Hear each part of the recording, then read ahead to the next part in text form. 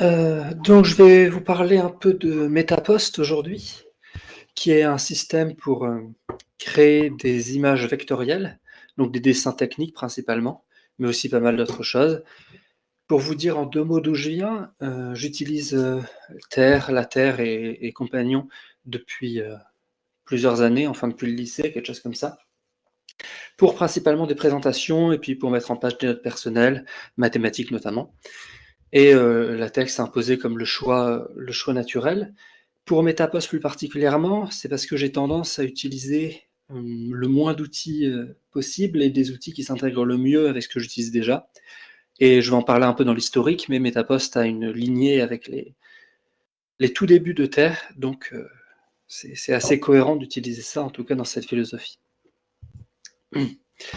Pour le plan, je vais commencer par une introduction, comme je disais, un peu historique, et puis aussi en 2 mots, ce qu'est le langage lui-même. Des concepts de base, ça va être les courbes de Bézier, ça va être les types de données qui sont utilisés en MetaPost.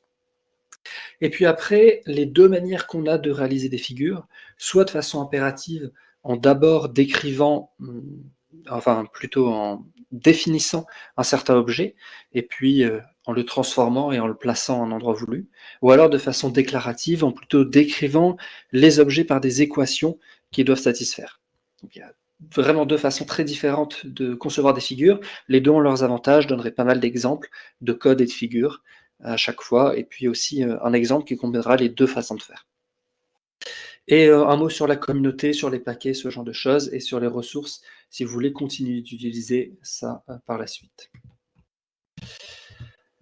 Alors, en 2 mots, MetaPost, c'est un langage pour le dessin vectoriel. Vous connaissez peut-être Tix, qui est bien connu dans les communautés Later, et puis Asymptote avec une autre syntaxe plus proche du C++, qui a été présenté d'ailleurs à la dernière conférence TUG 2023, entre autres, qui est construit autour d'un solveur d'équations linéaires. On peut résoudre non seulement pour des entiers, pour des réels, mais aussi pour des points et même des transformations. C'est quelque chose d'assez puissant et c'est ce qui permet la programmation déclarative dont je parlais un instant. Et c'est surtout dans les communautés plain Terre et contexte, moins du côté Later, mais évidemment on peut s'en servir.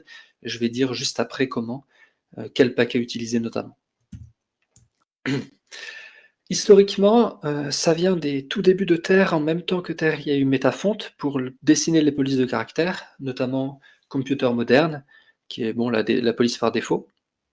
Fin des années 70 par Knuth, qui a été réécrit intégralement au milieu des années 80. Donc si vous cherchez des bouquins sur Metafont, je pense par exemple aux bibliothèques universitaires, ou ce genre de choses, parfois il y a des bouquins de 79, de la première version, et il y a pas mal de changements entre la version de 79 et la version de 84. Pas seulement en syntaxe, mais aussi dans le fonctionnement. Donc il faut utiliser quelque chose de relativement moderne pour Metafont. Et ensuite, MetaPost, ça vient de la remarque qu'en fait le dessin de caractères est suffisamment, enfin disons les fonctionnalités nécessaires au dessin de caractères sont suffisamment riches pour dessiner à peu près n'importe quoi. Et donc de mémoire, Knuth parlait d'étudiants qui utilisaient des polices spécifiques ad hoc pour dessiner des diagrammes à mettre dans leur publication. On associait à un caractère un dessin. Donc plutôt qu'un nom de fichier, on avait un caractère à rentrer dans une certaine police. C'est loin d'être idéal, mais pour dire que ça fonctionnait. Et partant de ce constat, Hobby a développé MetaPost plutôt, orienté purement sur le dessin. Et depuis les années 90, on a l'intégration à contexte avec une extension qui s'appelle MetaFun. Je ne vais pas du tout en parler aujourd'hui, mais voilà, sachez que ça existe, il y a une extension. Pour son utilisation, je vais dire 2 mots de la manière dont ça se passe avec Terre, avec contexte et juste après avec Later. D'abord, la façon la plus archaïque, mais qui est encore utilisée dans la communauté plain-terre surtout, c'est de mettre le code source dans un fichier séparé, ici circle.mp, entouré de certaines balises pour commencer une figure, la terminer. Je ne vais pas détailler tout ça parce que c'est pas la méthode que je recommande. Et ensuite d'utiliser un paquet, ici EPSF, qui est pour Encapsulated PostScript File, donc du PostScript, mais en un seul fichier auto-contenu, qui permet, qui exporte une macro boîte pour prendre un fichier PostScript et le transformer en une boîte terre. Bon, c'est pas du tout optimal, donc en contexte, ce qu'on peut faire à la place, c'est inclure le code MetaPost entre deux macros, start mpcode et stop mpcode. On peut faire quasiment la même chose en Lua later avec le paquet Lua mplib. Il y a aussi moyen de le faire en pdfter et ainsi de suite, mais je vais pas tout détailler. Et cette fois, l'environnement s'appelle mplibcode. Quasiment la même chose au niveau du fonctionnement. Et dans tous les cas, si vous avez une installation fonctionnelle avec le bout de code que j'ai donné, on obtient bien un petit cercle, ici de taille 1 cm. Une autre utilisation, c'est en tant que programme séparé. Donc je le disais à l'instant, lorsqu'on n'utilise pas de paquet lourd et qu'on fait les choses un peu à l'ancienne, on lance MetaPost comme un programme séparé. On peut aussi le faire dans un autre but, celui d'utiliser les images sur le web ou avec d'autres logiciels. On peut créer des fichiers PostScript, PDF, SVG, PNG, ce genre de choses, en spécifiant d'une part le format de sortie et le template, c'est-à-dire la façon dont les noms des fichiers vont être générés. Un seul fichier MetaPost contient plusieurs figures a priori, et donc là avec sa syntaxe, ce sera nom du fichier, numéro de la figure, .svg par exemple. Donc il y a plus de détails, tout ça dans le manuel auquel je fais référence à la toute fin de la présentation, si vous voulez plus de détails. Le point à retenir de ces deux slides, c'est que c'est assez direct d'utilisation pour les environnements modernes, et que ça peut même être utilisé en programme séparé pour le web, par exemple.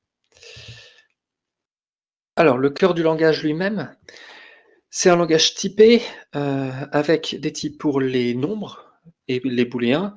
Ça va être, par exemple, une coordonnée, c'est un nombre, une dimension, en centimètres, en points, en pouces, ce que vous voulez. Des paires pour un point du plan. Et couleur, c'est un triplet, 2-3 valeurs entre 0 et 1. Alors, je vois qu'il y a des... ok. Il y a un problème d'écran ou pas? On voit rien.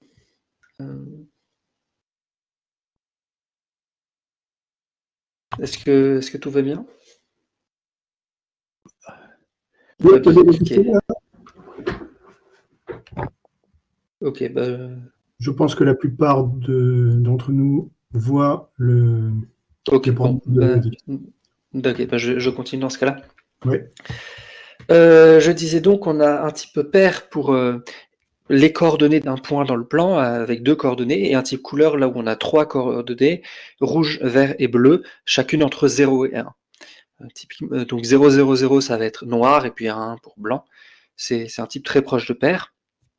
Path, c'est un chemin fini, défini par des points de contrôle, j'en dirai un mot après.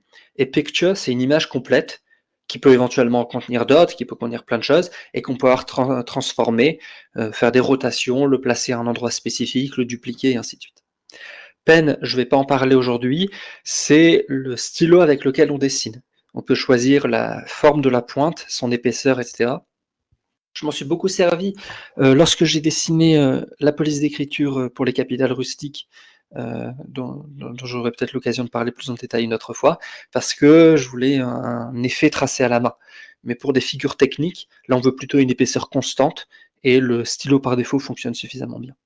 String, une chaîne de caractères pour des étiquettes qu'on va placer à l'endroit d'un point, et enfin des transformations. Alors transformations linéaires uniquement, donc des rotations, des homothéties, des translations, etc. On peut dilater une image, la tourner, et ainsi de suite. Pour faire des choses plus complexes, ça va être du point par point, à la main, on va opérer la transformation, mais on ne pourra pas la stocker dans une variable de type transform. En tout cas. Et pour le définir, il suffit de déclarer la variable en disant bah, P est un chemin, par exemple, et à P, j'associe, avec 2 points égales, un chemin particulier, ici que j'ai construit, en donnant 3 points, et à la fin cycle, pour revenir au point de départ, et c'est comme si je rementionnais 0, 0 à la fin.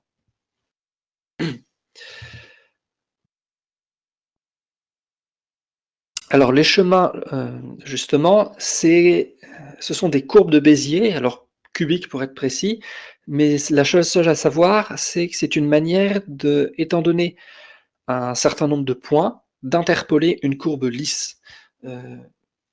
en un sens mathématique précis, mais pour ce qui nous arrange, c'est juste, pour ce qui nous occupe, c'est juste dire que c'est une courbe suffisamment régulière. Les points de contrôle, c'est-à-dire c'est des points intermédiaires entre les points qu'on a définis, qui vont servir à orienter la courbe localement. Donc la courbe de gauche, j'ai juste dit dessiner de Z0 à Z1, à Z2, etc. jusqu'à Z4. Et MetaPost a calculé lui-même les points de contrôle intermédiaires optimaux pour avoir la courbe la plus lisse possible. Je peux aussi faire, avec la deuxième commande de haut, qui est l'avant-dernière ligne de cette slide, quelque chose d'autre et préciser la direction du chemin en un point donné. Par exemple, là je dis que juste après Z1, la direction doit être vers le haut, juste après Z2, la direction va être vers la gauche. Et comme ça, on a plus de flexibilité, on peut choisir exactement où se trouvent même les points de contrôle intermédiaire si on veut, on peut choisir à quel point la courbe s'enroule à un point donné, avec quelque chose qui s'appelle le curl, l'enroulement, et ce genre de choses. Mais on perd en fluidité dans la courbe, on a des virages un peu plus serrés, alors parfois c'est ce qu'on veut, donc c'est fait pour. Et il y a deux choses à discuter sur cette diapositive. La première, c'est label pour une étiquette. Donc on fait label point un emplacement relatif. Ici, label point bot pour une étiquette en bas du point. Le premier argument, c'est le texte qui va être dessiné. On peut juste mettre une chaîne de caractères, mais si on veut quelque chose de plus compliqué et une expression terre arbitraire, on peut mettre les balises BTEX et ETEX pour commencer et terminer l'environnement, avec au milieu, ici, une équation mathématique. Et le deuxième argument, c'est l'emplacement exact du point. Donc si on lit le tout, c'est dessiner une étiquette en bas avec le texte Z0 à la position Z0. Et même chose ici pour Z4. Ça, c'était la première chose, comment faire des étiquettes. Et la deuxième, c'est le shifted, à la toute dernière ligne. Si je n'avais pas mis cette instruction, alors les deux tracés auraient été l'un sur l'autre, parce que je pars du même point, je pars toujours de Z0. Mais ce que j'ai fait avant, c'est une opération sur le chemin tout entier. Donc il prend le chemin qui va de Z0 à Z4, le tout translaté vers la droite de 90 unités, et enfin, le tout est dessiné. Donc ça permet voilà, de tracer cette figure à droite de la précédente. Pour l'instant, je donne des unités absolues, ça doit être en points derrière, mais on peut définir des centimètres, et ce que je vais utiliser dans les exemples qui suivent. Alors maintenant, on va passer à des exemples plus riches et plus réalistes. D'abord, dans un cadre impératif, où on utilise des boucles, des opérateurs, l'opérateur 2 points égal qui permet de donner les coordonnées exactes d'un point. Lorsqu'on connaît ces coordonnées, voilà, tel point doit être à 0, 0, tel point doit être à 1, 0, et ainsi de suite. Et plus tard, on verra la programmation déclarative, où on va plutôt dire tel point est au milieu des deux autres, il est à 1 cm à droite de tel autre, et ainsi de suite. Et pas seulement des points, mais aussi des transformations, comme je l'évoquais au début. Alors, un premier exemple, on commence par définir impérativement, parce que c'est une valeur qu'on connaît, R, le rayon à 4 cm. Ça, c'est la première instruction. Et ensuite, on appelle false circle, qui est qu'une image déjà préchargée dans MetaPost, qui est un cercle de taille 1, auquel on applique une dilatation d'un facteur 2R, pour avoir la taille souhaitée ici de 8 cm de haut, et on dessine le tout. J'ai commenté le deuxième, parce que ça faisait une figure un peu trop chargée, mais on peut aussi faire le cercle inscrit, et c'est surtout pour vous montrer qu'on a des opérations mathématiques, comme ici la racine carrée, racine de 3 fois R, pour avoir la taille du cercle inscrit ici. Et la partie intéressante de cet exemple, c'est surtout la deuxième, où on commence un tracé en partant du point R0, donc le point tout à droite, celui qui a l'abscisse la plus élevée dans l'hexagone régulier que vous voyez. Et de 1 à 5, on ajoute à ce tracé un nouveau point dont je connais les coordonnées exactes, R fois le cosinus de 60 fois i en degrés et R fois le sinus de 60 fois i en degrés, avec un cycle à la fin pour retomber au point de départ. Là, j'ai vraiment utilisé une boucle avec des coordonnées précises calculées par des fonctions mathématiques. une approche déclarative pour anticiper un petit peu, ça aurait été de dire, eh bien, le point Z1, il est obtenu par rotation du point Z2 par un angle de pi sur 6 et ainsi de suite. Là, on va calculer explicitement les coordonnées des points. On peut aussi faire des couleurs, et l'ensemble du code est assez similaire à ce qui précède. On définit deux variables de façon impérative qui sont la hauteur et la largeur. Je définis la largeur relativement à la hauteur avec 3,5 en facteur. Et ensuite, j'appelle l'image unit square qui est prédéfinie dans MetaPost, qui est un carré de côté 1, en le dilatant horizontalement d'un facteur largeur sur 3. Donc W, c'est la largeur totale de mon drapeau. Pour faire une bande verticale, ça va être de largeur W sur 3, et puis de hauteur H. Le tout rempli en couleur bleue. La commande mpcolor, c'est simplement parce que j'ai défini French Blue, la variable French Blue, dans mon code contexte, et je l'appelle ensuite dans MetaPost, donc c'est la façon de faire. On peut aussi définir les couleurs de façon interne, et donner un triplet de 3 valeurs entre 0 et 1 pour définir la couleur RGB. Et la deuxième bande, alors j'ai pas fait la bande centrale blanche parce que mon fond est déjà blanc, mais en pratique, si vous avez un fond d'une autre couleur ou si l'image vise à être réutilisée, il faudrait aussi faire la bande du milieu. C'est quasiment le même code, donc prendre un carré unité, le dilater pour qu'il ait les bonnes dimensions, W sur 3 et H. Comme tout ça est vectoriel, on perd absolument pas de précision, on n'est pas en train de pixeliser des choses. Le calcul de rendu en pixels, si on le demande pour faire du PNG par exemple, sera fait à la fin. Là, on est presque symbolique. Translater à la bonne position, donc juste horizontalement, et avec la couleur qui là aussi a été définie dans le code contexte et que j'appelle avec la commande mpcolor. À ma connaissance, il n'y a pas de paquet qui inclut comme ça des drapeaux. Ce serait peut-être une bonne addition à faire si quelqu'un a envie de contribuer à la communauté MetaPost, peut-être un paquet de drapeaux. Il y en a certains qui seront assez faciles à faire. Bon, typiquement les drapeaux tricolores, horizontaux ou verticaux, mais des choses comme les drapeaux plus dessinés ou même celui des États-Unis d'Amérique sont sans doute plus difficiles à faire. Ça pourrait être un bon exercice.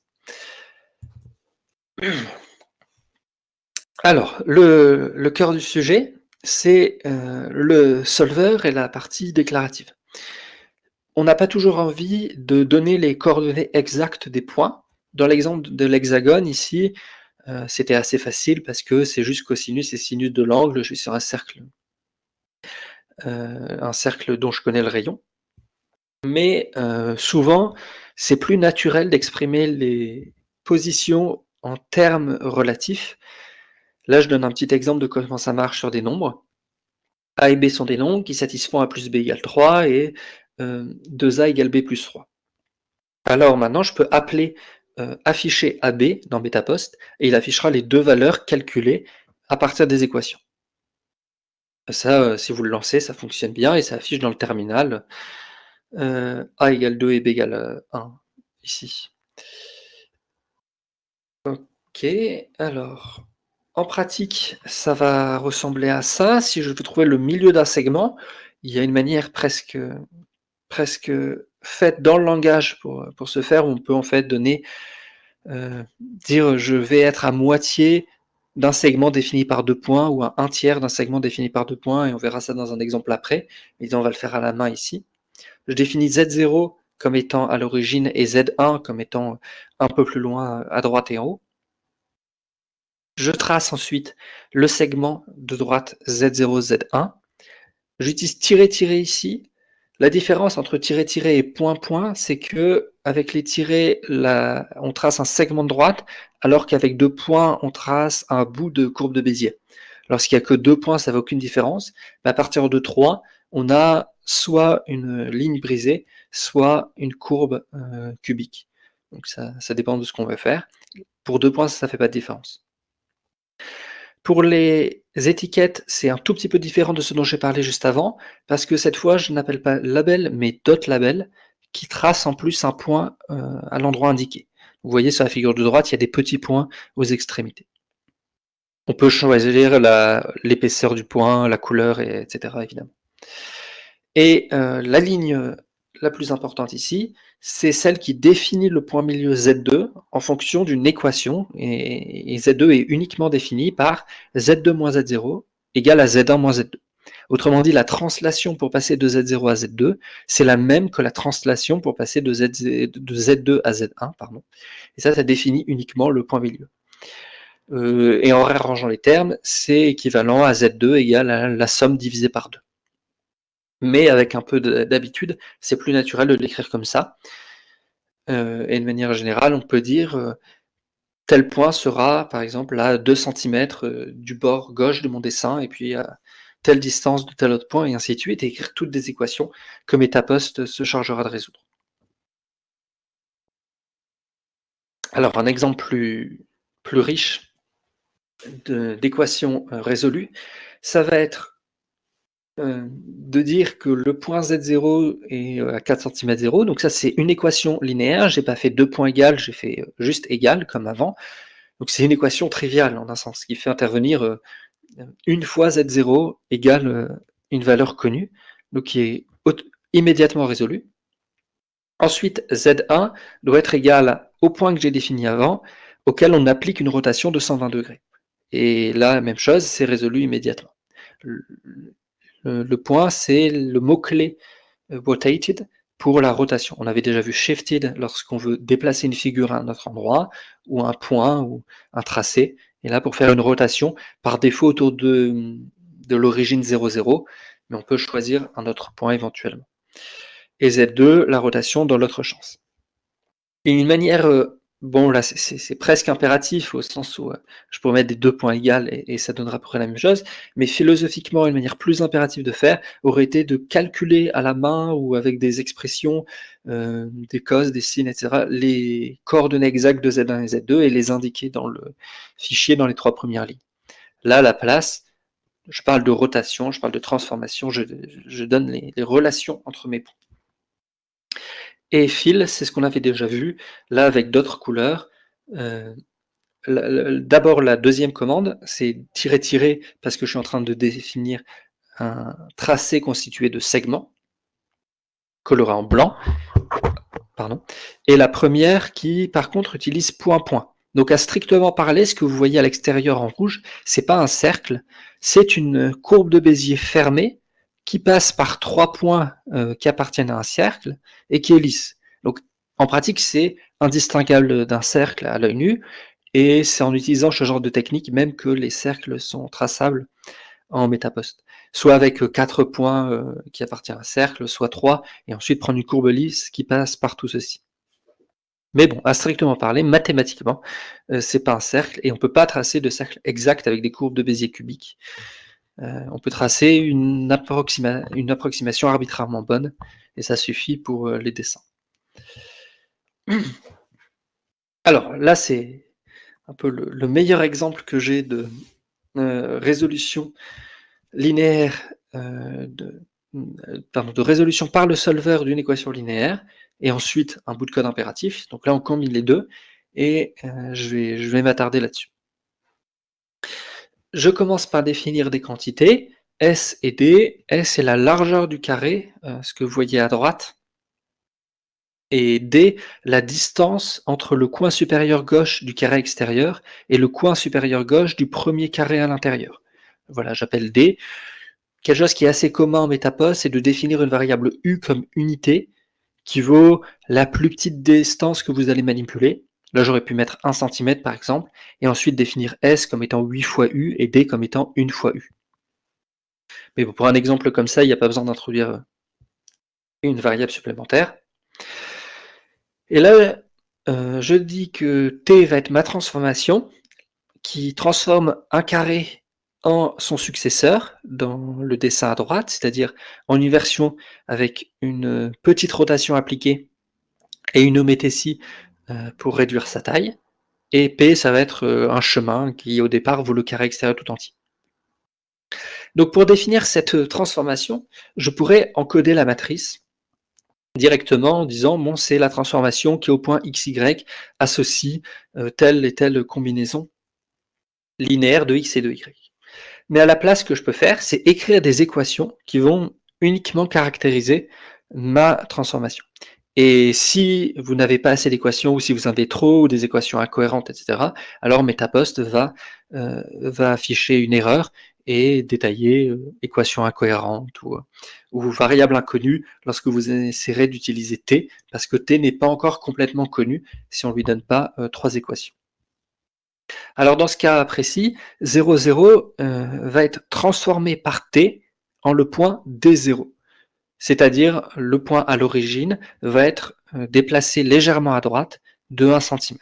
Ça, c'est la transformation qui passe du carré extérieur au carré légèrement tourné, le premier à l'intérieur. Et de même, 0S, donc le point en haut à gauche, est transformé et son ordonnée baisse un peu, juste de 1 cm. Pareil pour la troisième équation. Maintenant, la transformation est complètement connue par MetaPost, avec ces 3 points. C'est comme si on avait dit rotation puis homothétime, il aurait fallu lui calculer le facteur qui fait intervenir probablement des quantités assez complexes. P, c'est le chemin de mon carré extérieur. Et maintenant, je peux repasser à de l'impératif parce que c'est ce qui m'arrange là. Je pourrais aussi faire une fonction récursive et je vais montrer après le cas des fonctions, mais là, c'est plus facile de le faire avec une boucle for. 12 fois, c'est le nombre de carrés que vous voyez sa figure de droite, on peut en faire autant qu'on veut. Dessiner le chemin P, et puis ensuite le transformer en utilisant T qui a été défini par les équations des lignes 3, 4, 5. Donc P va être modifié à chaque itération de la boucle. Au début, c'est le carré extérieur, je lui applique P, ça devient un carré légèrement tourné, je lui réapplique T, ça devient le troisième carré, et ainsi de suite. Et de cette manière, sans avoir écrit de choses très compliquées à gauche, en tout cas quand on a un peu l'habitude, on obtient la figure fractale à droite. Enfin, la fractale aurait été la limite lorsqu'on fait augmenter le nombre d'itérations. Maintenant, je vais parler des fonctions, ou alors plutôt des procédures, voire des macros, au sens où ça va être du code qui remplace l'expression. Là, je prends l'exemple de DrawSquare, qui trace un carré, étant donné x, y, qui sont les coordonnées du point en bas à gauche, et puis s le côté. J'ai choisi ces paramètres-là pour mon carré, qui trace ensuite le chemin, comme on s'y attend, partant de x, y, puis tracer une ligne droite jusqu'au point en bas à droite, et ainsi de suite, pour faire un carré. EXPR ici, ça veut dire que x, y et s sont des expressions MetaPost quelconques. Je ne demande pas nécessairement que ce soit un point, une dimension, un booléen ou que sais-je. Là, je m'autorise à n'importe quelle expression. C'est assez classique de faire comme ça. Et quand on va plus tard appeler DrawSquare, ça va l'appel, c'est pas un appel de fonction, c'est vraiment remplacer le code que vous voyez ligne 2 et 3 du premier exemple à la place de l'appel. Et si on veut faire des variables locales, dans ce cas-là, il faut utiliser une syntaxe spéciale, parce que si vous faites simplement a égale 2 ici, alors au moment où ça va être remplacé, ça va faire a égale 2 pour tout le reste du fichier. Donc ce qu'on veut, c'est que ce soit local. Pour ça, il faut le mettre dans un groupe. En utilisant var_def, il y a un groupe implicite, mais si on utilise juste def, il faut faire le groupe à la main. Début de groupe, save x, pour sauvegarder la valeur et à la fin du groupe, remettre x à la valeur originale. Donc c'est comme si, pour ceux qui font un peu de lambda calcul, on faisait un fresh, un nu x. Voilà, c'est une nouvelle variable, c'est comme si c'était une nouvelle variable qui n'avait jamais été utilisée. Et le nom ici, whatever, n'est pas choisi au hasard, c'est quelque chose qui est déjà défini de base en MetaPost, parce que si on comprend ce qu'est l'exemple ici, c'est je donne une nouvelle variable x dans le contexte x, et puis c'est tout. Donc, en particulier, elle n'a aucune valeur et aucune relation. C'est une indéterminée pure, on ne sait rien à son sujet. C'est pour ça qu'on l'appelle whatever, n'importe quoi. Et on peut l'utiliser en fait de façon assez originale, surprenante. Par exemple, pour trouver l'intersection de deux segments, je peux définir l'intersection en disant que c'est un point qui doit appartenir au premier et qui doit appartenir au second.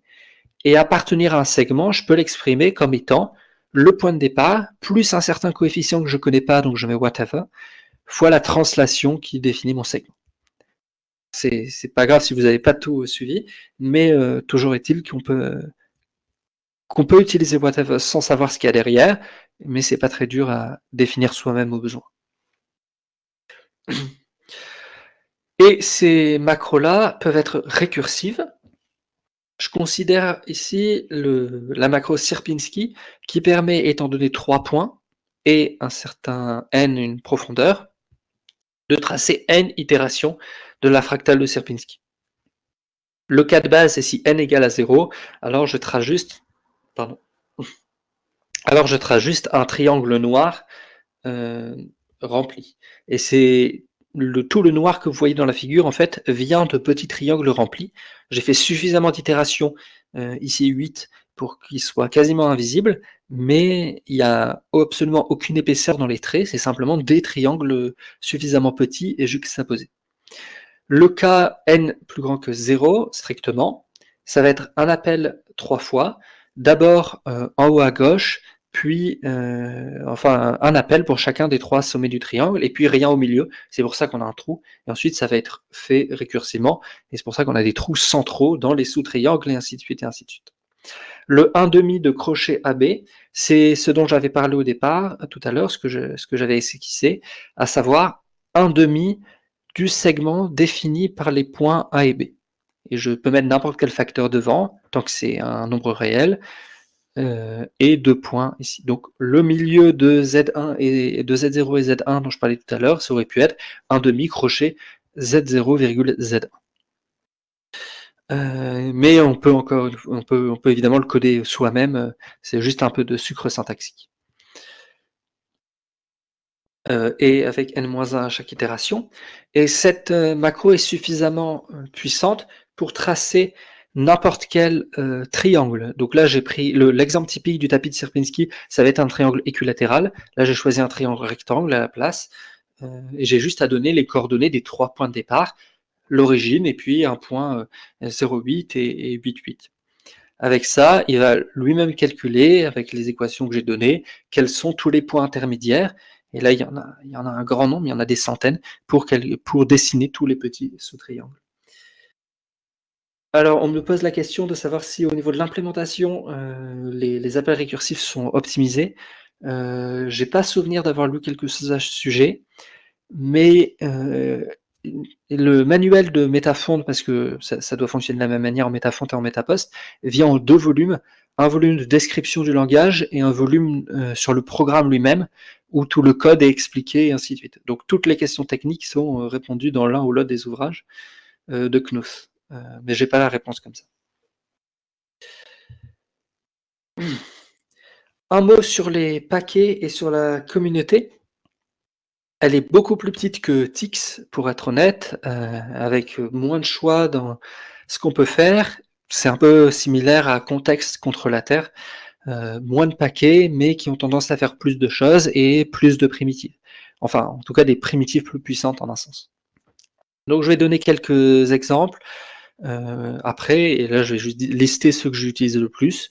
Un paquet pour les automates.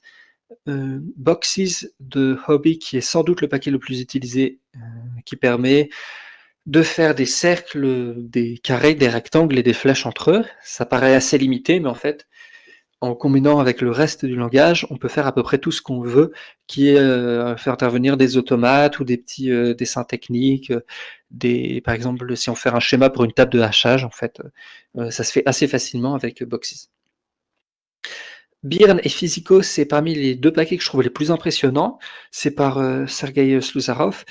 On a le premier, Bearn, inspiré d'une édition des éléments d'Euclide, qui doit dater du 19e, je crois, d'un leader qui s'appelle Bearn, justement, où toutes les figures sont colorées, et à la place d'avoir des noms de sommets et des noms d'angles, on a des couleurs en rouge, en jaune et en bleu, et toutes les propriétés, au mieux de dire l'angle ABC, c'est l'angle, et puis un petit dessin d'un angle bleu par exemple, et le tout assez joli, a été refait intégralement en contexte et en Metapost.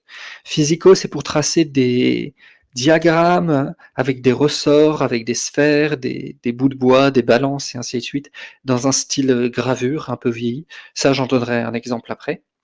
DRV pour les logiciens, c'est tracer des arbres de déduction, donc déduction naturelle, calcul des séquences, ce genre de choses.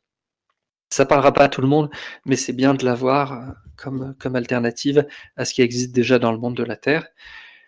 Maxime a fait 2 paquets, entre autres, mais les 2 que j'utilise le plus, Huffman pour les arbres de codage de Huffman et MP-Chess pour le jeu d'échecs. Je vais présenter un exemple en MetaGo, qui est un paquet pour le jeu de Go plutôt. Et enfin, d'Olivier, on a MP-Twiz pour des arbres de proba, avec beaucoup de liberté dans le style des arbres, dans les couleurs, les formes des branches, ainsi de suite.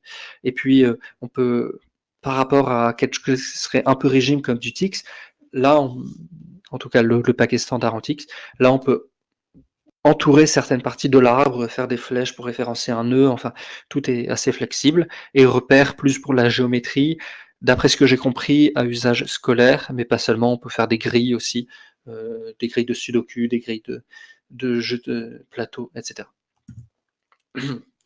Alors, physico d'abord, et ça me permettra de parler de la manière dont on utilise un paquet. On commence par input, avec le nom du fichier. Physico, c'est un seul fichier Metapost. Il est lourd, donc ça demande des grands temps de compilation. Pour donner une idée, toutes ces slides, la majeure partie du temps de compilation de toutes ces slides est due à cette seule figure à droite.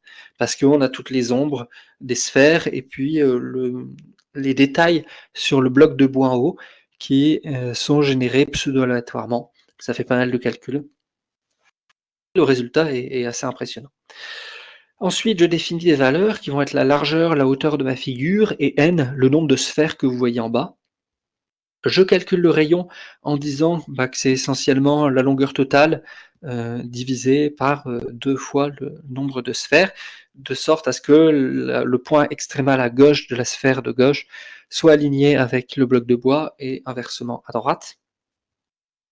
Et ensuite, spring width, donc la largeur du ressort, c'est une variable que j'utilise plus jamais après, parce qu'en fait, elle est appelée, on fait référence à cette variable dans les macros, dans la macro spring, qui elle, par contre, j'utilise.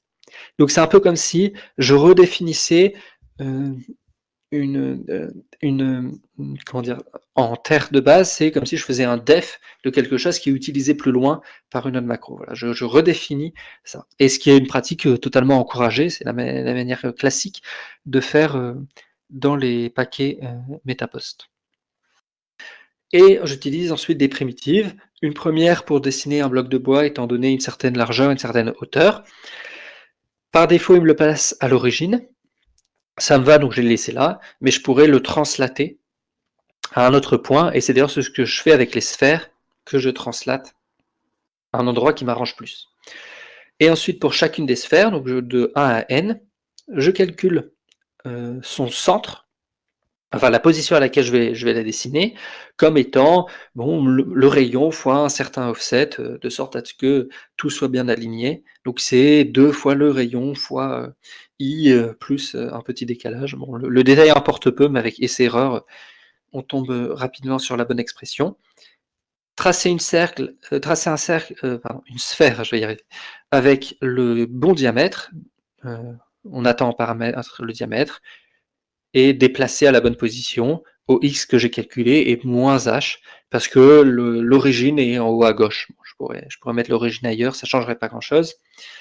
Et ensuite, un ressort qui prend en premier argument la position initiale, là je l'ai mis en bas, la position finale je l'ai mis en haut, et le nombre d'enroulements.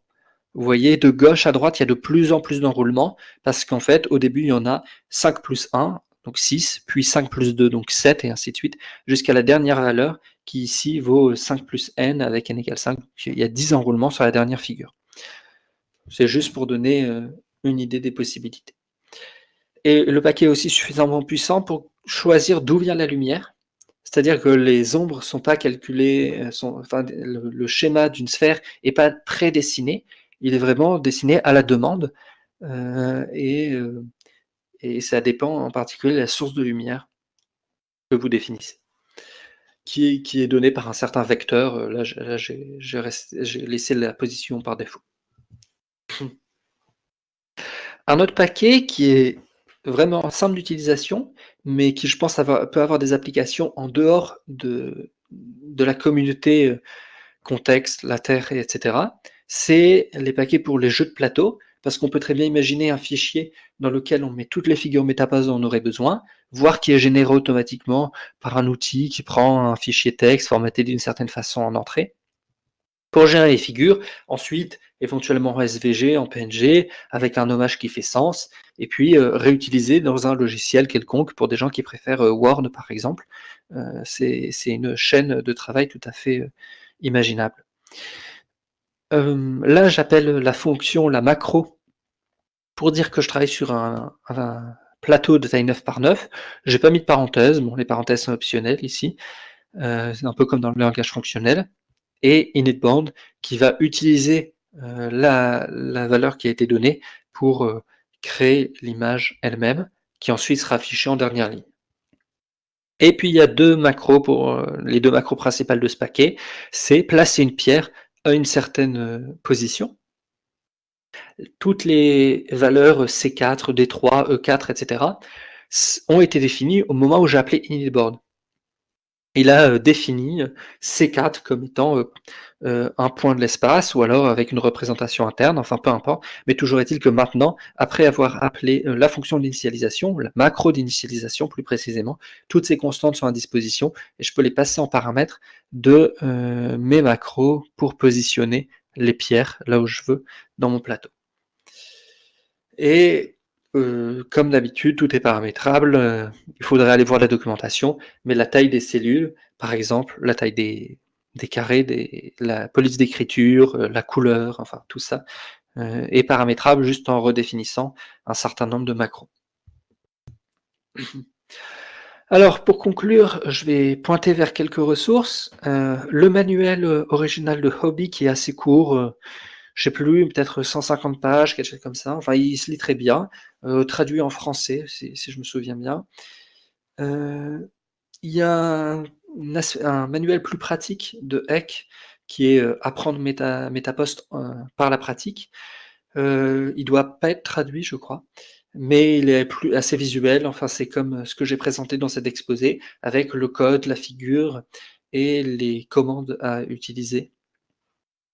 Il y a le site de l'association sur lequel vous avez beaucoup d'exemples, notamment d'utilisation de paquets, Repère, je pense à Repère, dont je n'ai pas parlé, mais pour ceux qui font des documents à usage scolaire, avec le tracé de fonctions et puis des grilles et ce genre de choses, c'est une bonne ressource.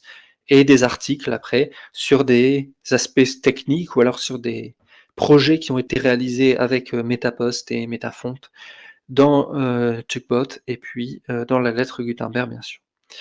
Donc je vous laisse s'il y a des questions à poser, et puis sinon je vous propose d'aller faire un tour sur le site de l'association juste après avoir répondu à quelques questions. Moi, j'aurais une question. D'ailleurs, on ne peut pas lever la main. Il n'y a pas de bouton pour lever la main. Je ne saurais pas dire. En tout cas, je voulais savoir pourquoi MetaPost est moins utilisé que TIKZ ou... Alors, il y a plusieurs choses. D'abord, il y a le fait qu'il y a moins de paquets, comme je disais. Bon, ça c'est à la fois cause et conséquence du fait qu'il soit moins utilisé. Et puis, le paradigme est peut-être un peu différent parce que, je sais pas, c'est peut-être moins intuitif pour des gens qui viennent pas du milieu de la programmation fonctionnelle ou de la programmation logique ou ce genre de choses, d'écrire des équations pour décrire des figures. En particulier, l'exemple que je donnais, que moi je trouve très intéressant, sur décrire implicitement une transformation, il me semble que c'est moins intuitif pour une partie de la population que des instructions à LaTeX. Bon, et puis après, j'imagine qu'il y a des dynamiques sans raison profonde, mais de tel paquet a été utilisé par telle personne à un moment qui a écrit un livre sur le sujet et ça a pris et ce genre de choses. Si je peux me permettre d'intervenir, je pense qu'il y a Oui. aussi le fait que ça nécessite d'apprendre un nouveau langage. Un nouveau langage. C'est pas des commandes LaTeX. Donc ça, c'est Oui, un fait. oui. Et puis aussi, enfin moi je sais que je me suis longtemps intéressé à Metapost, mais c'était à une époque où, me semble-t-il, on ne pouvait pas intégrer le code Metapost directement dans le fichier source tex. Ça, je pense que ça a été aussi un frein. Oui, bien sûr, j'ai oublié d'en parler, mais c'est pour ça que je parle de l'UA LaTeX. En fait, si on utilise PDF LaTeX ou des versions plus anciennes, effectivement, il faut soit faire la première méthode, soit avoir un pré-processing manuel et avoir des outils un peu personnels, et ça commence à devenir plus compliqué. Oui, c'est vrai, je suis d'accord sur cette raison-là. Oui, mais il me semble qu'avec PDF LaTeX, il y a moyen aussi maintenant d'intégrer le code Metapost directement, non? Peut-être, je n'ai pas suivi les développements plus récents. Et je vois une autre question sur les dégradés. Oui, c'est possible de faire des dégradés. Là, j'ai donné juste un exemple de couleur pleine lorsque j'avais fait le drapeau. Alors, si je me souviens bien, le premier article de la lettre Gutenberg qui parle de Metapost, qui doit être... bon, je le retrouverai, mais il date il y a plusieurs années, en tout cas, enfin, un grand nombre d'années, donne un exemple de dégradé, justement, en disant... on peut faire des choses assez avancées. Je retrouverai l'article au besoin.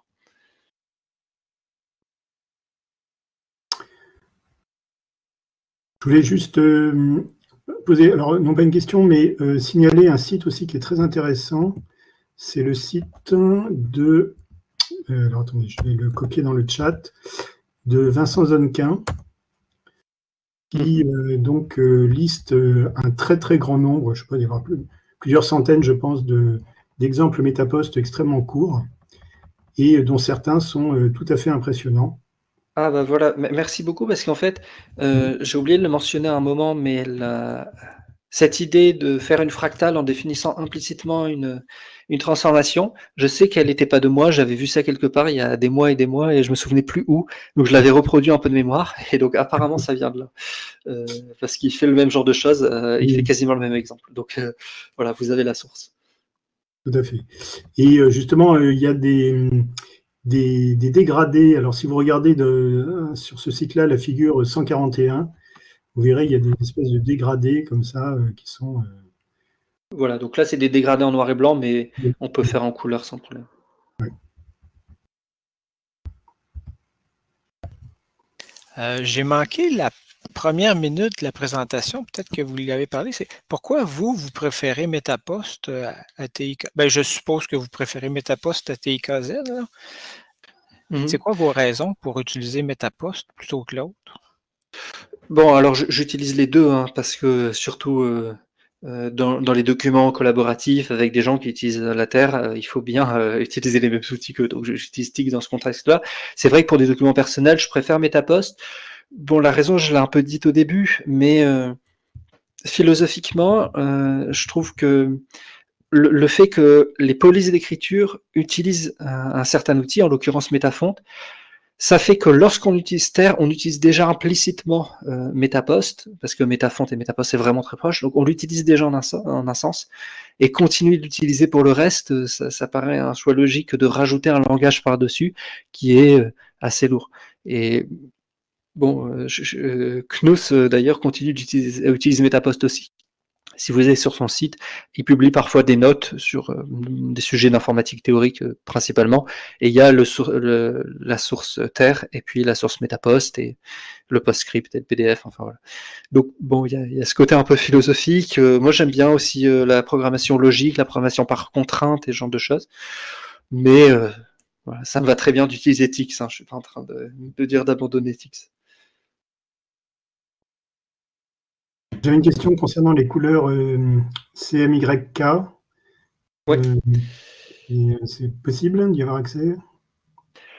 Alors, je crois que par défaut, on fait que du RGB dans le langage lui-même, mais après, dans contexte, par contre, on doit pouvoir, oui, on peut d'ailleurs, faire du hexadécimal, du magenta jaune noir, etc. Cyan. Et donc, on peut appeler la couleur depuis Metapost comme je faisais là avec MP-Color. Donc, définir dans un autre format et ensuite l'appeler depuis Metapost. Après, rien n'empêche de définir soi-même une macro qui convertit de RGB vers ce qu'il faut, etc. Ce qui serait plus compliqué, c'est la gestion de la transparence. Je crois que ça existe. J'ai dû voir un exemple là-dessus, mais c'est assez rare. Bon. Donc pour répondre en un mot, je ne crois pas que ça existe de base. Il y a plusieurs manières de l'intégrer quand même. Apparemment, François Pétia. Ah, d'accord. Oui. Ok. Et apparemment, ça existe. Alors, je ne sais pas depuis quelle version. Ok, c'est bon à savoir. Je ne connaissais pas. D'accord. Y a-t-il d'autres questions?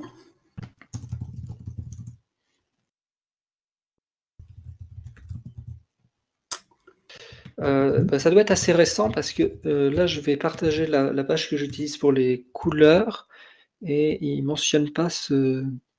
Bon, donc ça c'est soit récent, soit une extension. Enfin, bon, je regarde. Par contre, il y a de la transparence. Il y a de la transparence.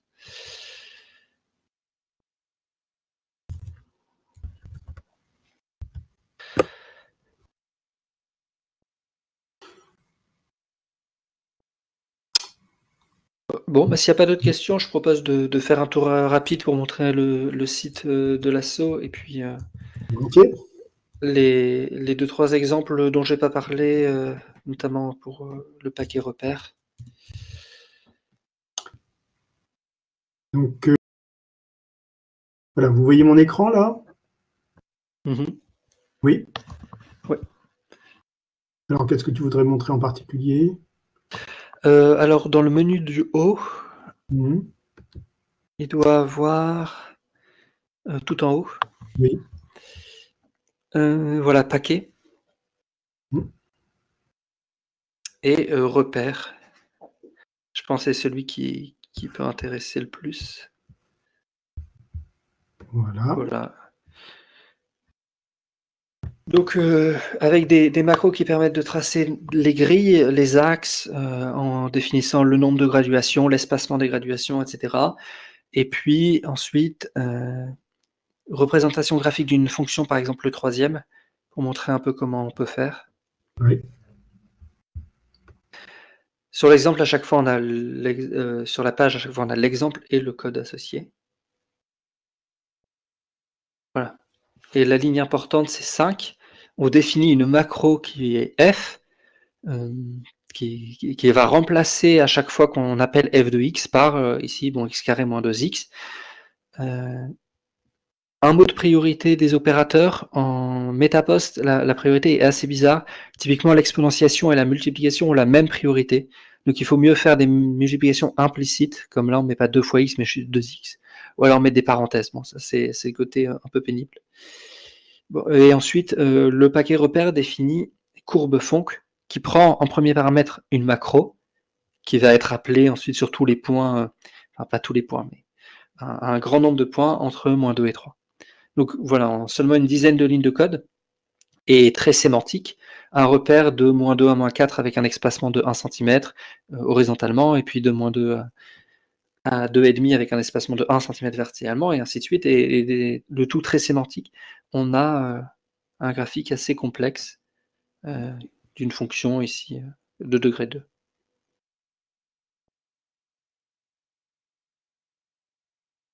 Et il y avait peut-être un deuxième exemple, c'était celui de la grille de Sudoku.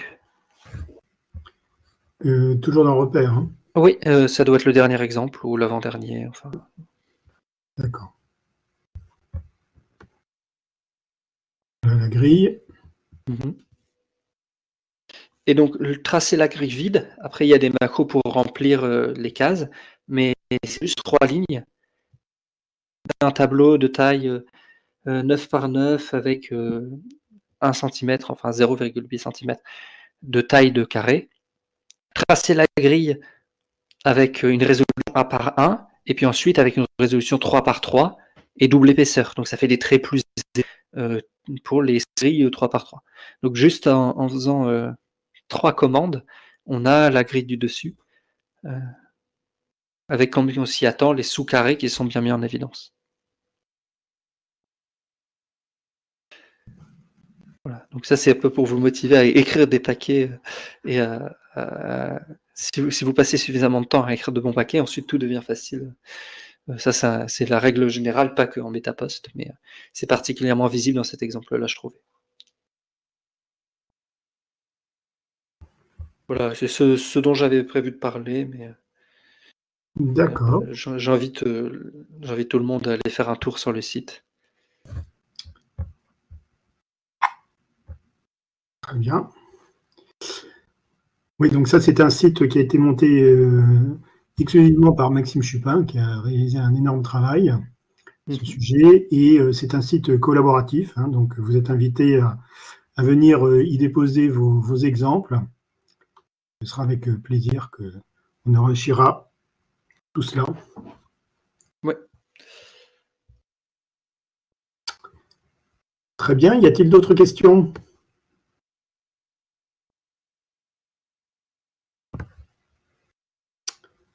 Non ? Il y a quelqu'un qui est en train de taper, donc oui. Peut-être. François. Mais si François a son micro, il peut... Ah oui, donc pour le PDF, ça fait partie des options possibles de sortie. Alors, il y a 2 façons de faire un PDF, soit en créant un document LaTeX ou contexte, et puis en utilisant par exemple Standalone, faire en sorte que la bordure boîte des plus grandes corresponde à la bordure du PDF, et puis qu'il n'y ait pas de marge, etc. Donc, en utilisant LaTeX, mais il n'y a pas besoin de faire ça, parce qu'on peut, depuis MetaPost pur, générer un PDF. J'avais montré le bout de code au départ pour générer des SVG, mais voilà, on peut aussi faire des PDF qui contiennent une seule figure. Comment? Alors, j'ai plus la main sur la présentation. Attends, je vais te redonner ça. Mais en fait, c'est une macro à redéfinir. C'est bon, merci.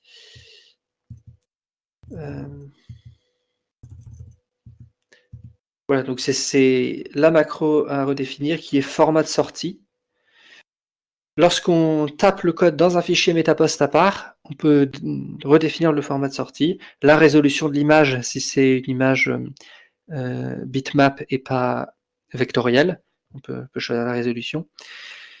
Et là, c'est dans le cas où on appelle MetaPost comme un programme externe sur un fichier source. Je sais fabriquer, mais pas de PDF. Normalement, il suffit d'utiliser cette ligne-là avec PDF à la place. Mais... Après, si on a un SVG, transformer SVG en PDF avec un outil externe, ça se fait bien aussi. Je ne sais plus si tu l'as dit, Victor, mais pour compiler un fichier MetaPost, on lance la commande mpost. Hein. Oui, elle est là, sur la première ligne. Ah oui, pardon.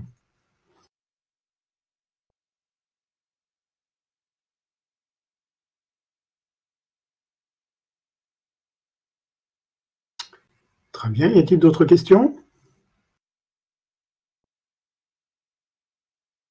Non, dans ce cas, il ne reste plus qu'à remercier Victor de cet exposé brillant, très intéressant.